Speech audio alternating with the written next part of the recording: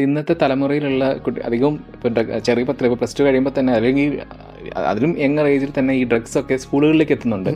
ഇവരതിലേക്ക് addicted ആയി പോകാനുള്ളൊരു കാരണമായിട്ട് അതിൽ പറയുന്നത്, അതിൽ പോലീസ് ഓഫീസർ അൽഫോൺസ് പുത്രൻ ചെയ്ത ക്യാരക്ടർ ചോദിക്കുന്നത്, നിങ്ങൾക്ക് പോയി കളിച്ചുകൂടെ ഈ പ്രായത്തിൽ നിന്ന്? അപ്പോൾ കളിക്കാനുള്ള ഗ്രൗണ്ടില്ല. ഉള്ള ഗ്രൗണ്ടുകളിൽ മറ്റേ ഇലക്ഷൻ ജാഥകളൊക്കെ വരുന്നു. അതല്ലാതെ ഇപ്പം മാതാപിതാക്കൾ തന്നെ കളിക്കാൻ സമ്മതിക്കുന്നില്ല, ബോൾ പൊട്ടിച്ച് കളയുന്നു. അതേപോലെ തന്നെ ഇപ്പോൾ സ്കൂൾ ഗ്രൗണ്ടുകൾ അവിടെ നിൽക്കുമ്പോൾ സ്കൂൾ ഗ്രൗണ്ടിലാണ് സ്കൂൾ ബസ്സുകൾ പാർക്ക് ചെയ്തിരിക്കുന്നത്. അപ്പോൾ അവർ കളിക്കാനുള്ളതില്ല. തീർച്ചയായിട്ടും അത് വലിയ ഒരു പോയിൻ്റാണ്. കാരണം നമുക്ക് ഫിസിക്കൽ ആക്ടിവിറ്റി നമ്മുടെ മെൻ്റൽ ഹെൽത്തിനെ ഭയങ്കരമായിട്ടും സപ്പോർട്ട് ചെയ്യുന്നൊരു കാര്യമാണ്.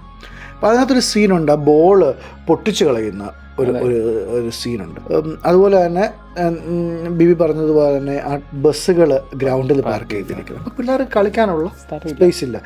ഉള്ള സ്പേസിൽ എന്നും ജാഥയും പ്രകടനവും അല്ലെങ്കിൽ സമ്മേളനവും ഒക്കെ നടക്കുന്നു. കുട്ടികൾ കളിക്കാൻ സ്ഥലമില്ല. പിന്നെ അവരെന്ത് ചെയ്യണം? So they need to find out other alternatives. So അവർ ഒന്നിച്ചിരുന്ന് സംസാരിക്കാൻ, ഒന്നിച്ചിരുന്ന് സിഗരറ്റ് വലിക്കാൻ അല്ലെങ്കിൽ മറ്റു കാര്യങ്ങളിലേക്ക് അവർ ഇത് ചെയ്യുന്നു. ഈ ഫിസിക്കൽ ആക്ടിവിറ്റി കുറയുമ്പോൾ അത് എപ്പോഴും ഇങ്ങനെയുള്ള കാര്യങ്ങളിലേക്ക് എത്തിച്ചേരാം. നമ്മുടെ നാട്ടിൽ എനിക്ക് തോന്നുന്നു പലപ്പോഴും ഈ പഠനത്തിന് മാത്രം അമിതമായിട്ടുള്ള ഒരു ഇമ്പോർട്ടൻസ്, കമ്പാരിസൺസ്, അപ്പം എല്ലാവരും ഒരേപോലെ പെർഫോം ചെയ്യണം, എല്ലാവരും ഫസ്റ്റ് റാങ്ക് മേടിക്കണം, ഇങ്ങനത്തെ ഒക്കെ ചിന്തയുള്ള ഒരുപാട് പേരുണ്ട്.